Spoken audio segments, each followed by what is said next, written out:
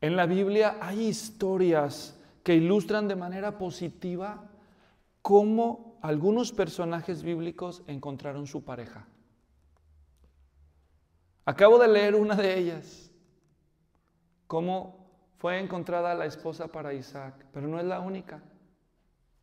Pude haber leído la historia de Ruth, cómo ella se embelleció y buscó a Booz para pedirle que se casara con ella. ¿Cómo? ¿Una mujer? Sí, una mujer. O la historia de Salomón soltero cortejando a la Sulamita, narrada en Cantares. Historias hay. En el mensaje de hoy no haré, como es mi costumbre, una exposición de un pasaje de manera detallada. Me hubiera encantado haber tomado el tiempo para hacer una exposición del capítulo, de uno de estos capítulos. Pero hoy elegí abordar de manera muy práctica un tema muy específico, el tema del noviazgo. ¿El noviazgo? Sí, quiero hablar del noviazgo. Algunos de ustedes tienen cara como que andan de novios. No, ya llevamos 30 años de casado, dirán algunos por ahí. De todos modos. ¿Por qué quisiera hablar del noviazgo a alguien como yo? En primer lugar, obviamente, porque queremos instruir a nuestros hijos y a nuestros jóvenes a que tengan una idea de los principios bíblicos que deberían de tomarse en cuenta cuando llegue el momento, esta etapa para sus vidas. También nosotros como padres necesitamos entender cómo vamos a aconsejar a nuestros hijos, con base a nuestra errática experiencia o con base en principios bíblicos. Y también porque muchos de nosotros, aunque tenemos hijos, quizás cuando tratamos de darles consejos en esta área de sus vidas a nuestros hijos, ellos no se sienten muy cómodos de recibir los consejos de nosotros, pero tal vez sí de otros cristianos que les inspiran confianza. Entonces yo quiero que todos ustedes que están aquí conmigo, los que nos vean por la pantalla, sean ese tipo de cristianos. Que si Dios les confía la confianza de algún joven en este asunto, ustedes puedan darle el mejor consejo posible. Entonces, habiendo justificado algunos de los motivos por los que quise hablar de este tema hoy, haciendo un paréntesis en nuestra serie de Lucas, entonces, hoy abordaré asuntos como los 3 tipos de noviazgos que hay, las características de un noviazgo que glorifica a Dios, lo que llamo yo el paso intermedio y consejos antes de iniciar un noviazgo. Si el tiempo no nos da para cubrir todos estos, entonces tendremos que continuar en la próxima. Y si nos da, entonces hasta podría decirles lo que debes hacer cuando andes de novio. Así que mejor vamos con manos a la obra y entremos en materia. Los 3 tipos de noviazgo. Empecemos explicando que a la luz de la Biblia podemos nosotros identificar que los noviazgos se pueden clasificar en 3 categorías. Los noviazgos no cristianos, los noviazgos semicristianos y los noviazgos cristianos. ¿Están listos? Explico. Cuando digo un noviazgo no cristiano, es el modelo de noviazgo del mundo. Y no estoy diciendo necesariamente que todo lo que el mundo hace siempre es malo, pero simplemente es una perspectiva del noviazgo que no toma en serio a Dios, al menos el Dios de las Sagradas Escrituras. El propósito del noviazgo en esa perspectiva no es el matrimonio. No es el matrimonio, es solamente gozar de exclusividad en los afectos de otra persona. Me refiero a los afectos románticos. Quieren gozar de la exclusividad del afecto de una persona y empiezan un noviazgo. El matrimonio podría ser un resultado final normalmente de gustar los privilegios que según la Biblia están reservados para el matrimonio. Esos jóvenes se dan el derecho de gozar los privilegios sin las responsabilidades y si están de acuerdo, a veces terminan casándose cuando ellos consideran que es la persona indicada. Esa es la perspectiva típica del sistema no cristiano acerca del noviazgo. En pocas palabras, derechos de exclusividad de goce sin un compromiso garantizado de matrimonio. Segundo modelo de noviazgo, el modelo semicristiano. Y lo llamo semicristiano porque es el noviazgo en el que uno que dice ser cristiano inicia un noviazgo con uno que no es cristiano. A esto la Biblia lo llama yugo desigual. Yugo desigual, 2 Corintios 6:14, leo para ustedes. No habla del noviazgo ahí, habla de las relaciones significativas. Y una aplicación de eso es el noviazgo, pero no es la única aplicación. 2 Corintios 6:14 dice, no estén unidos en yugo desigual con los incrédulos. La figura del yugo es una yunta. Nunca se ponía en una yunta un buey y un caballo. Tenían que ser o 2 bueyes, o 2 caballos, o 2 yeguas, o 2 asnos, pero no se combinaban animales, porque eran de diferente naturaleza. Entonces, la idea de un creyente y un incrédulo no deberían establecer pactos o compromisos significativos porque van a terminar garantizado mal, porque tienen diferentes prioridades en su vida. Y entonces una aplicación de eso, obviamente, es la relación más importante en términos de interacción humana, que es pues formar una familia y tener un novio. Entonces, el noviazgo semicristiano es el noviazgo donde uno de los dos es cristiano y empieza una relación de noviazgo con un no cristiano, o es una relación en donde los dos son cristianos e inician y conducen una relación de noviazgo de manera similar a los no cristianos. Ellos son cristianos, pero conducen su noviazgo como los no cristianos, así que no se puede llamar en términos exactos que este noviazgo pues es un noviazgo 100% mundano, porque ellos son cristianos, o al menos uno de los dos, pero conducen su relación de una manera casi idéntica que ellos. ¿Por qué? Porque quieren gozar de romanticismo exclusivo sin miras al matrimonio, ni tampoco sin priorizar en su relación una espiritualidad santificada. Esa no es la prioridad de este noviazgo. Por eso no es un noviazgo cristiano. Porque, número 3, el noviazgo cristiano es diferente. El noviazgo cristiano, al que llamamos noviazgo cristiano, es el noviazgo cuyo principal propósito es glorificar a Dios. Porque el propósito supremo de todas las cosas es glorificar a Dios. Y esto aplica a las diferentes facetas de la vida de un cristiano, y esto incluye su noviazgo. El noviazgo cristiano tiene como propósito principal glorificar a Dios, buscando un estado de mayor plenitud y de mayor santidad. Y voy a explicar eso con más detalle. Ahorita solo estoy entrando en materia. Este noviazgo se inicia como una relación preparatoria para el matrimonio en el tiempo correcto. Ahora me voy a tomar unos momentos para identificar claramente las 3 condiciones del noviazgo que glorifica a Dios. Hablemos un poco más en detalle este modelo de noviazgo que yo estoy proponiendo. Ahora, ¿y de dónde sacas eso, Luis? Obviamente, de la Biblia no lo saqué directamente, porque no hay un pasaje que diga, a ver, ahora tendrás, no matarás, no hurtarás y tendrás un noviazgo cristiano. Pues no está ahí en el decálogo, ¿verdad? Pero obviamente estoy yo trayendo principios bíblicos y poniéndolos de una manera coherente juntos porque esa es la forma en que los cristianos hacemos teología para los asuntos que la Biblia no aborda directamente. Dicho en otras palabras, la forma en que nosotros extraemos sabiduría de Dios para tomar decisiones en asuntos que la Biblia no habla directamente es buscando principios universales de la Biblia relacionados con esto y construyendo una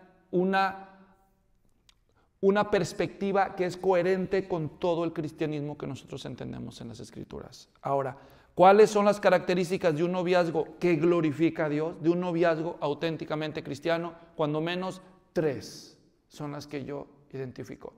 3 condiciones que se cumplen en un noviazgo auténticamente cristiano que quiere glorificar a Dios.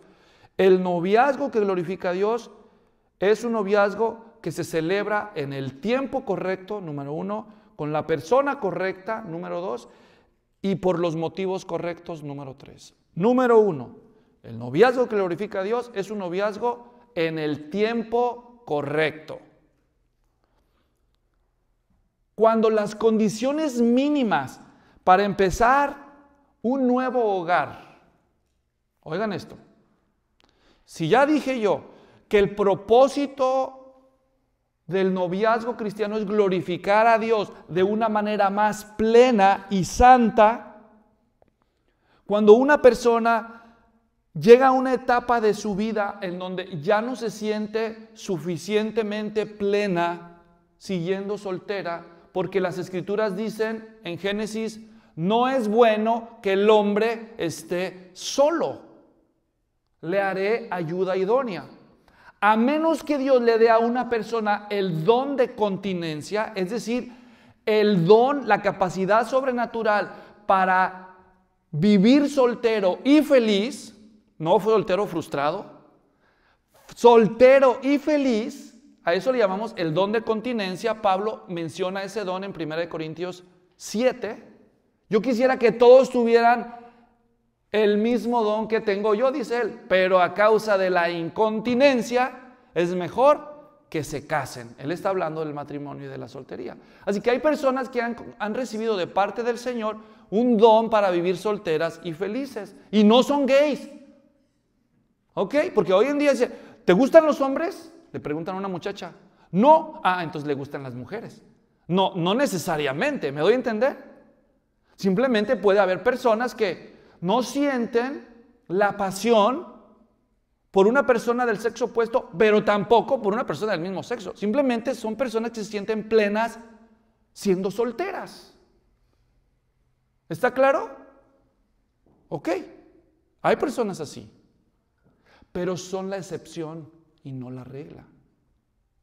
Porque lo normal es que Dios nos creó a nosotros de una manera en que vamos a llegar a un momento donde ya no nos vamos a sentir plenos solteros, sino que vamos a querer sentirnos plenos, que es lo mismo que pleno, completos, encontrando la compañía adecuada. Eso es lo normal, así nos creó Dios, no tiene nada de malo, nada de raro, nada de anormal. Entonces, para que yo pueda seguir glorificando a Dios de la mejor manera cuando llego a esta etapa de mi vida donde ya no me siento feliz y pleno siguiendo como soltero, entonces esto es un indicador de que ya el matrimonio empieza a ser una posibilidad seria en tu vida, porque ya no te sientes satisfecho solo o sola. Ahora hagamos un paréntesis para hacer una aclaración. En el libro de Cantares se nos dice que los solteros no deben despertar el amor tempranamente. Esto es una forma de decir que cuando las personas juegan con el sexo tempranamente, pueden alterar el orden divino y pueden despertar una atracción hacia la sexualidad fuera de tiempo de Dios. Por eso debemos tener mucho cuidado, porque Satanás induce en la vida de las personas la fornicación, y con esto se trastorna el propósito de Dios en la vida de una persona. Por eso vivimos en culturas hipersexualizadas. Satanás induce en la cultura esto para arruinar tan tempranamente como sea posible el orden divino en la vida de una persona soltera. Así que Satanás induce a través del mundo y apelando a los deseos de nuestra carne que nosotros experimentemos la sexualidad, la fornicación, las relaciones sexuales con el sexo opuesto antes de casarnos tanto como sea posible. Y luego que se casan, ya no, invirtiendo completamente el orden de Dios. Pero volvamos de lo que estábamos hablando. Entonces, el noviazgo en el tiempo correcto es aquel en que las personas que empiezan a considerar el noviazgo ya llegaron a la etapa de su vida donde cumplen las condiciones mínimas para poder empezar un hogar. Me refiero a las condiciones espirituales, emocionales y materiales. Si el propósito del noviazgo es el matrimonio y yo todavía no puedo cumplir las condiciones esenciales para materialmente hablando, por ejemplo, para entrar a un hogar o empezar a formar un hogar, entonces no es el tiempo correcto. Si yo no estoy pensando en serio en la posibilidad de 1 o en 2 años ya dar el paso de casarme, entonces tal vez no es el tiempo correcto. Las Escrituras nos enseñan entonces que el matrimonio exige la madurez para independizarnos de nuestros padres. ¿Sabían eso? Génesis 2:24 dice, por tanto, dejará el hombre a su padre y a su madre, se unirá a su mujer y serán una sola carne. Entonces, si el noviazgo es la antesala de esto, ¿están captando la lógica que estoy usando? Por eso es muy importante definir el propósito desde el principio. Porque si el propósito del noviazgo no es el matrimonio, entonces esto no importa. ¿Me doy a entender? No importa si dejará a su padre o a su madre, porque este no es la meta. De hecho, el matrimonio es un medio, ni siquiera es la meta. ¿Cuál es la meta? Una vida más plena en Dios. Pero cuando ya no puedo llegar a gozar ese estado en soltería, entonces la solución que queda, según Dios, que es el matrimonio. También Pablo dice que nosotros debemos satisfacer nuestros deseos sexuales con nuestra esposa, o si es mujer, con su esposo. Eso está reservado en el matrimonio. Entonces, si el noviazgo es la antesala del matrimonio y el noviazgo que glorifica a Dios, entonces toma en cuenta esto. Quiere decir que el tiempo correcto está directamente relacionado con la capacidad que una persona tiene para irse acercando a iniciar un nuevo hogar. Segundo, no solo es el tiempo correcto, el matrimonio, el noviazgo que glorifica a Dios, no es un noviazgo que está en el tiempo de Dios, en el tiempo correcto. Segundo, es un noviazgo que se inicia con la persona correcta, con la persona correcta. Primera de Corintios 7:39 dice la Escritura, leo para ustedes. Primera de Corintios 7:39. Aquí le habla a las viudas, pero el principio aplica a los solteros en general. La mujer está ligada mientras el marido vive, pero si el marido muere, está en libertad de casarse con quien desee, solo que en el Señor. Entonces, una persona soltera que se quiere casar, se puede casar con quien quiera. ¿Con quién? A ver, ¿sí están siguiendo la línea? La Biblia dice que un cristiano se puede casar ¿con quién? Con quien quiera. ¿Con quién? Siempre y cuando se cumpla una condición. ¿Cuál es la condición? Que sea en el Señor. ¿Por qué haces ese énfasis, Luis? Porque hoy en día hay una corriente cristiana que dice esto. Dios tiene la persona para ti. Y eso es cierto. Pero a veces se desproporcionan estas palabras y se malinterpretan en algo como esto. Dios tiene místicamente alguien perfecto, la media naranja para ti. Tú nomás tienes que encontrarla o algo mejor. Tú nada más tienes que orar y así de pechito. Te va a caer del cielo la persona perfecta que Dios ha preparado para ti y serán felices hasta que la muerte los separe. Eso no es cierto, hermanos. Eso no es cierto. No existe. Eso es un mito griego que se metió al cristianismo yo no sé cuándo. En la mitología griega los dioses hicieron una criatura tan perfecta, inteligente y autosuficiente, redonda, que ya no necesitaba ni a los dioses. Entonces los dioses griegos se enojaron y dijeron, mira, estos nos están faltando al respeto, ya no nos quieren hacer caso. Y entonces dijo, el Dios del amor, ahorita lo arreglo yo, según ese mito. Este Dios vino y los partió por mitad, esas cosas redondas, esas naranjas. Y luego las revolvió así por todo el planeta. Y la mitad de la cabeza volteaba para un lado y la mitad del otro lado. Y así nace el sexo masculino y el sexo femenino. Y ahora los dejaron, y entonces para que ya no nos estén dando guerra, dijeron los dioses, Ahora, ahora ellos se gastan el tiempo buscando su media naranja, su otra mitad, en lugar de estar acá, nomás fastidiando la borrega, ¿verdad? Entonces, ya, y de allí viene la idea de que existe una persona perfecta para ti, tú nada más tienes que encontrarla. Y cuando te conviertes en cristiano, entonces romantizas esa idea y dices, ahora no solo tienes que encontrarlo, nomás tienes que pedírselo a Dios y encontrarás tu media naranja. ¡Falso! ¿Saben por qué es tan peligrosa esta idea? Porque luego la gente que entra y dice, pero ya encontré mi alma gemela, lo que tanto buscaba. Se casan y cuando empiezan a tener problemas de compatibilidad, ay, no era. Pero es que yo te la pedí y es la que tú me diste. Entonces, ¿de quién es la culpa ahora? ¿De quién? Te equivocaste, me mandaste la equivocada, esa no era mi alma gemela, solo se parecía. ¿Ahora entienden? No. Dios no dio inteligencia. Lo único que Dios pide es que sea creyente. Y a partir de ahí, la que quieras. Así que si te equivocas, ¿a quién le vas a echar la culpa? Mejor dicho, ¿de quién va a ser la responsabilidad? ¿De quién? Usted la escogió, mijo. Usted no, que la serenata y que, ¿verdad? Y ahora que siempre no. Ahora cumple tus votos. Tú prometiste delante de Dios como testigo que le ibas a amar y perdonar y tener paciencia.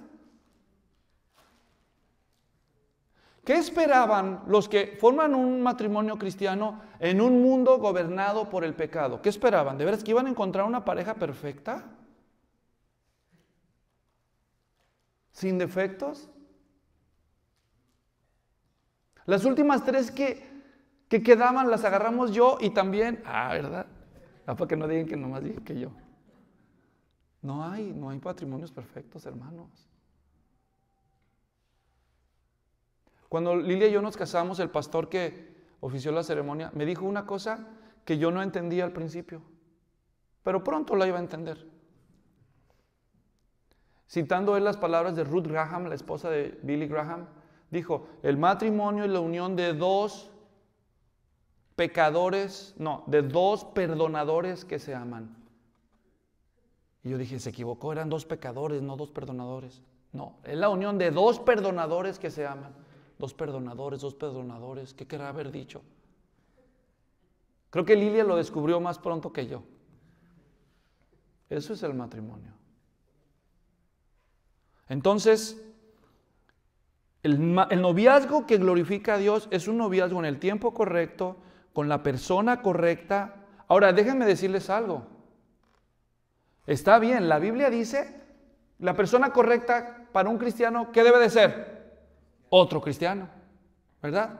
Pero hay de cristianos a cristianos, ¿o no? Les voy a dar un ejemplo. Segunda de Tesalonicenses. Imagínate que viene tu hijo o tu hija y te dicen, papá, mamá, ya encontré una cristiana, ya encontré un cristiano. Bueno, como el único requisito es, escoge al que quiera siempre y cuando esté en el Señor, entonces, si es cristiano, garantizado que te va a ir bien. Observen las palabras de Pablo en 2 Tesalonicenses 3, versículo 11. Oigan. Porque oímos que algunos entre ustedes andan desordenadamente, sin trabajar, pero andan metiéndose en todo. Imagínate que llega tu hija y te dice, ya encontré un cristiano, papi. ¿Ah, sí? ¿Y cómo es el muchacho? ¿Cómo es? Es como mi papá. ¿Como tu papá? Sí. No le gusta trabajar y anda metiéndose en todo. No sé si escucharon la historia de el hijo que cada vez que encontraba novia y se la presentaba a su mamá, la mamá le encontraba defectos. Decía, no, esta muchacha está muy narizona.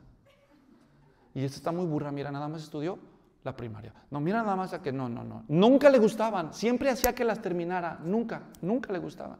Hasta que un día el muchacho encontró la novia perfecta para su mamá. Pero perfecta. Era igualita a ella.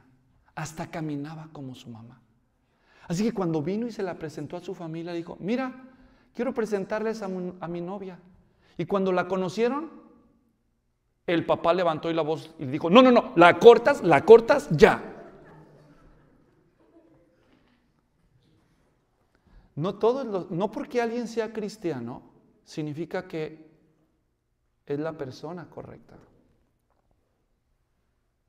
Si no, vean cuántos problemas hay a veces en los matrimonios cristianos que se casaron siendo cristianos, sin saber a lo que se metían. No, Luis, pues si no las pones así, entonces no, pues no. Eso está imposible entonces. Por eso empecé con la historia de Génesis 24. Porque no deben de perder la fe. Miren, aquí, en medio de este grupo de imperfectas, bellas personas, aquí hay personas que tienen, levanten la mano los que tienen más de 30 años de casados, levanten la mano, más de 30 años de casados. Alto, debían estar orgullosos, levanten la mano alto. ¿Ven que sí se puede? Más de 25 años de casados. Más de 20 años de casados, levanten la mano, más de 20 años de casados. Más de 15 años de casados. Más de 7 años de casados. Ahora, todos los que ya tenemos más de 7 años de casados, levantemos la mano. Gracias. ¿Saben que las estadísticas dicen que la mayoría de los que se divorcian en los primeros 7 años de casados? Así que ustedes ya de entrada, ya la hicieron. ¿Me entienden? ¿Alguien aquí tiene 40 años de casados? ¿No? ¿Cuántos tienen ustedes? Vamos para 56. 56 años de casados. Eso sí, para que vean. Eso fue dedicado especialmente para doña Julieta. No es cierto, también para don Roberto. Sí se puede, jóvenes. Sí se puede. Y les voy a decir algo. Hasta personas que no tienen a Cristo pueden. ¿Cómo no vamos a poder nosotros? Confíen en Dios. La persona correcta no es suficiente, por eso yo les digo, es bueno que sea cristiano, pero no es suficiente que sea cristiano. Entre mejores escojan antes, mejor la van a pasar. Y aún así va a haber grandes pruebas. Pero hay una tercera condición. El noviazgo que glorifica a Dios no solo es un noviazgo en el tiempo correcto, con la persona correcta, también es un noviazgo que se inicia por los motivos correctos. Miren, ¿y cuáles son los motivos correctos, Luis? Me preguntarás. Aquí mismo en 1 Corintios, que leímos hace rato, en el capítulo 7, se nos dice lo siguiente. 1 Corintios 7, versículo 32, escuchen, dice: mas quiero que estén libres de preocupación. El soltero se preocupa por las cosas del Señor, de cómo puede agradar al Señor. Según las Sagradas Escrituras, solteros, la prioridad de ustedes debería de ser ocuparse de las cosas del Señor, de cómo agradar al Señor. Sin embargo, cuando un soltero pierde la capacidad de enfocarse completamente en ese propósito, porque se empieza a sentir distraído por el sentimiento de soledad o por los deseos sexuales naturales, porque es un ser humano natural, un joven. Cuando llegue ese momento en su vida donde es distraído el joven para ocuparse de las cosas del Señor, por causa del sentimiento de soledad o por causa de sus deseos sexuales, entonces va a poder glorificar mejor a Dios cuando encuentre una persona con la cual compartir su vida y disfrutar de la intimidad en todo sentido, incluyendo procrear hijos en el santo estado de matrimonio. ¿Se acuerdan Génesis 1:28? Varón y hembra los creó y los bendijo Dios y les dijo: fructifiquen y multiplíquense, llenen la tierra. Entonces, no deberían entonces tener hijos hasta que invoquen la bendición de Dios en el santo vínculo del matrimonio. Y luego en Génesis 2:18, ¿se acuerdan? No es bueno que el hombre esté solo, le haré ayuda idónea. En 1 Corintios 7, versículo 2, no obstante, por razón de las inmoralidades Se está refiriendo a las fornicaciones. Que cada uno tenga su propia mujer y que cada una tenga su propio marido. Entonces, cuando un joven ya no puede procurar la santidad en su servicio a Dios, a Cristo, porque empieza a sentirse distraído, por sentirse solo, no es bueno que el hombre esté solo, o por sentirse tentado en esa área de su vida, entonces es correcto que empiece a pensar en el matrimonio. Pero antes de ir al matrimonio, entonces sí es adecuado que empiece un noviazgo. Ahí entonces están las 3 condiciones explicadas. El noviazgo que glorifica a Dios es un noviazgo en el tiempo de Dios, con la persona correcta y por los motivos correctos. Ahora propongo un paso intermedio. Fíjense bien cómo existen las dos realidades.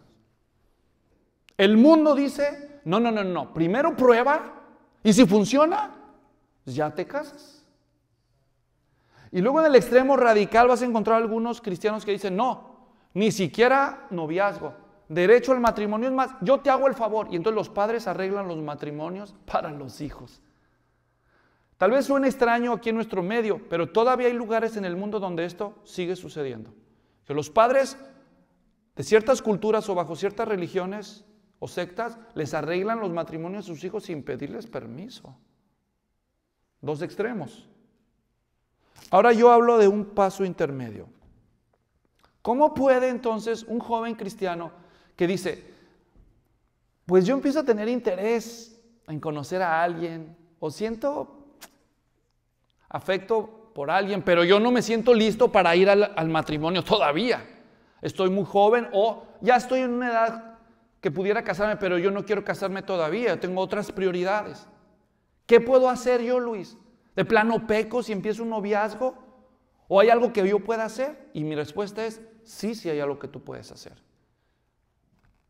Hay 2 cosas que tú puedes hacer, que son casi obvias, pero solo para no dejarlo obvio a la imaginación es, puedes tener, número 1, amistades y número 2, puedes tener citas.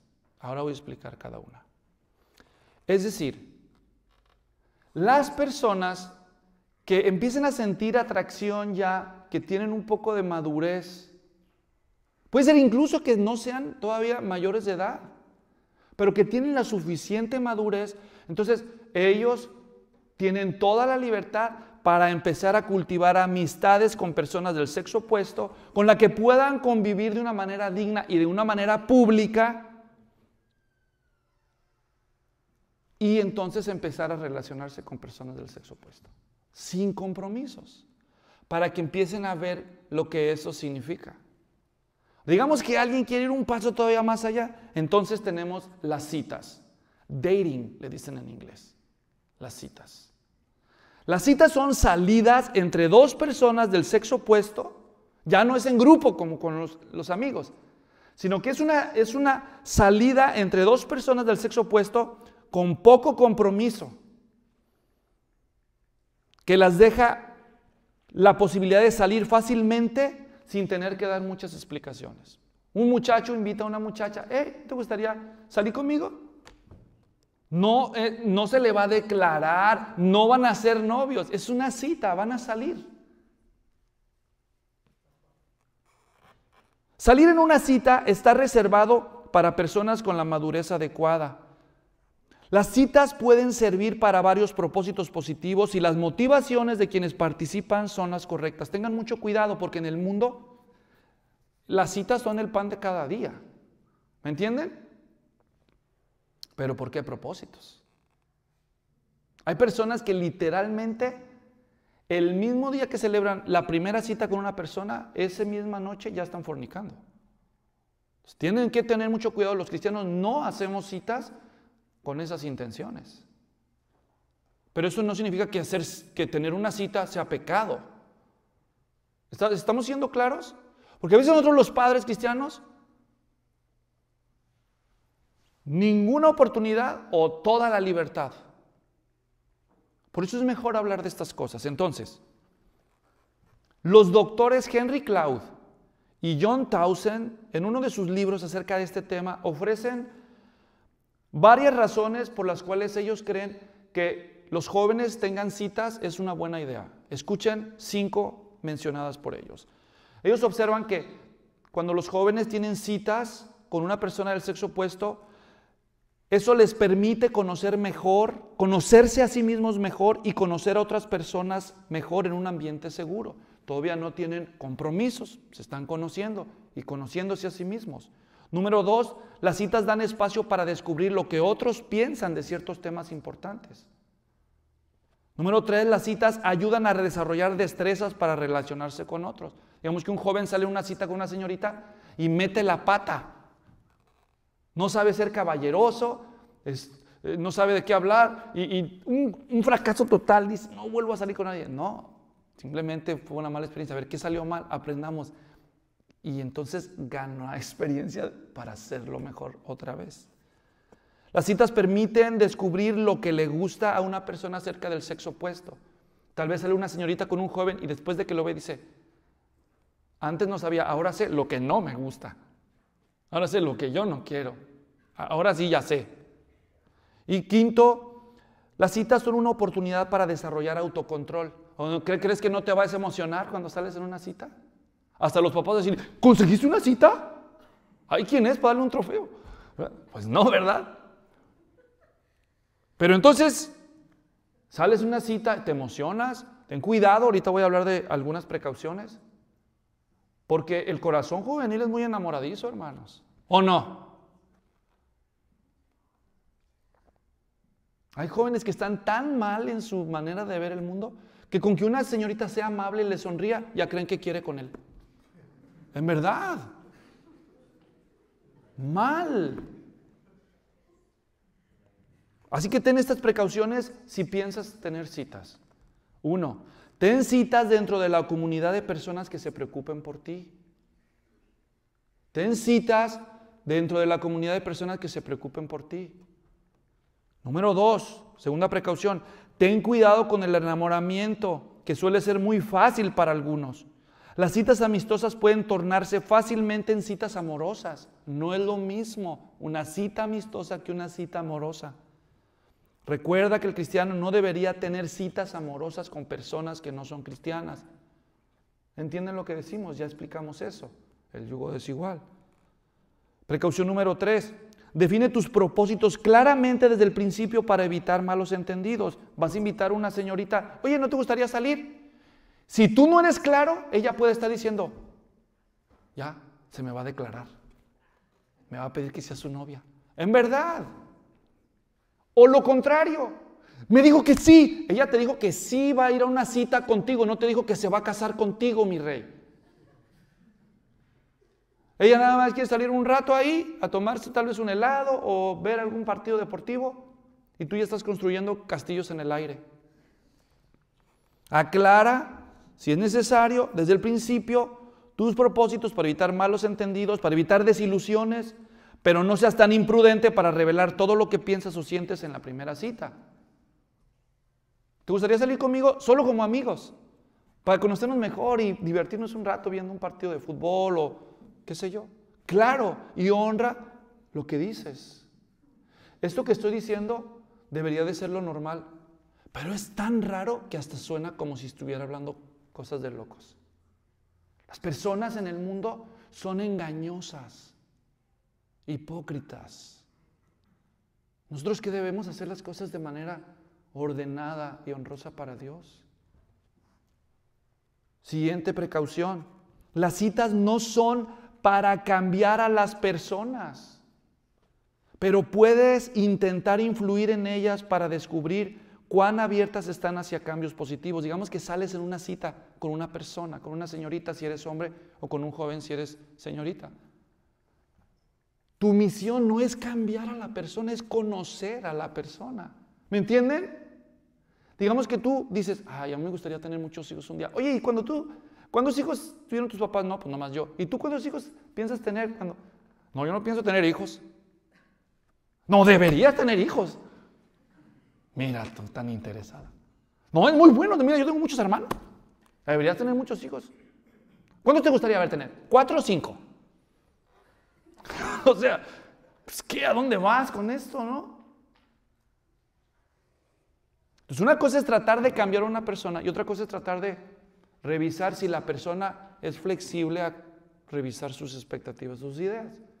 Esto no solo te va a ayudar a saber qué piensa la persona acerca de un tema de tu interés, sino también cuán flexible es una persona al cambio. ¿O crees que no se van a necesitar cambiar ciertas cosas cuando te cases? ¿No se necesita cambiar nada? ¿Verdad? Ay, chiquito. El día que te cases, bienvenido al cambio. Nomás espérate la siguiente mañana. Gato por liebre, ¿qué pasó? Ah, no, sí es. ¿Qué pasó? ¿Verdad? Cambio, bienvenido al cambio.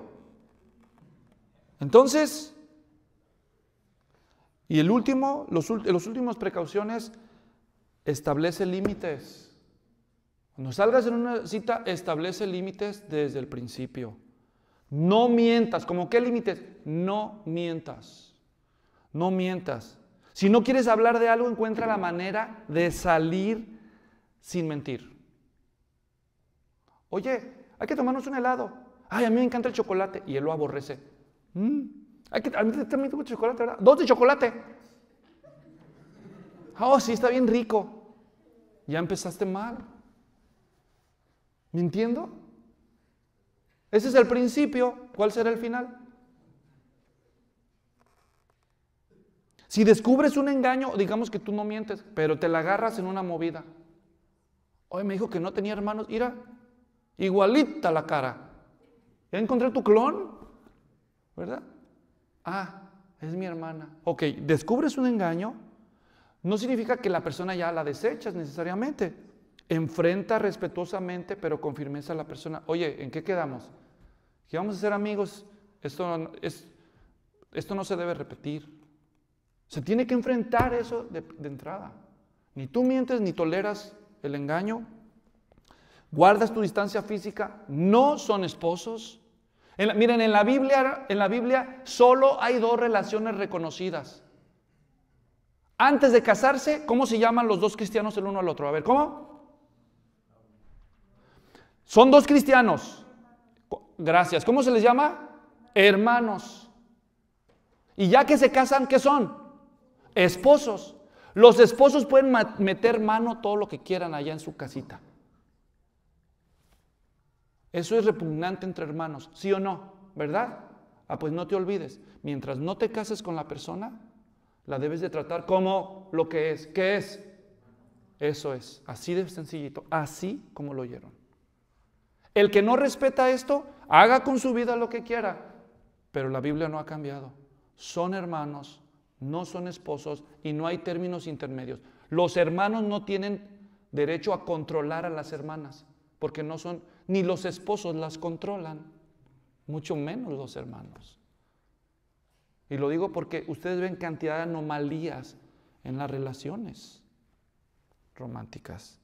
Así que guarda tu distancia física y dentro de los límites, recuerda, cuando sales en tus citas, lleva a Dios en tu cita.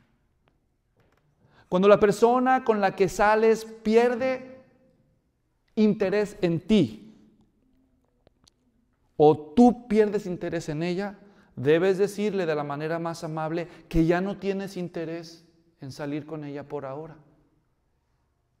Porque sales con una persona y tú dijiste, quiero conocerte mejor o ser amigo. Y después que sales una vez y dices, ay no, tache. Y la bloqueas en el celular, ya no le contestas la llamada, hasta la desamigas ahí del Instagram y hasta borras Snapchat con tal de que no te encuentre. Eso no es correcto. Así como tuviste valor para aceptar una invitación o para invitar a la persona, dile, ¿sabes qué? Me di cuenta después de salir contigo que ahorita quiero hacer una pausa en esto y ahorita vas a ocuparme de otras cosas. No te quiero lastimar, simplemente necesito ser sincero contigo. Pero gracias, tal vez en el futuro, si tú quieres otra vez, si no, pues yo entiendo. Pero es mejor así que ser una persona deshonesta. Bueno, Hay otros consejos que me hubiera gustado tener el tiempo para darles, pero los vamos a resolver para la próxima. En la próxima vez voy a tener que enseñarles consejos a tomar en cuenta antes de iniciar un noviazgo, qué hacer cuando estés de novio y algunas señales de alerta. Por ahora nos detenemos aquí por cuestión de tiempo. Espero que se sientan inspirados a hacer las cosas mejor y que sepan cómo orar por sus hijos y aconsejarles cuando se preste la oportunidad. Oremos. Señor, queremos orar por nuestros jóvenes para que les des la sabiduría y la fe para escoger lo que más conviene a sus vidas y sobre todo lo que te glorifique. En el nombre de Jesús, amén.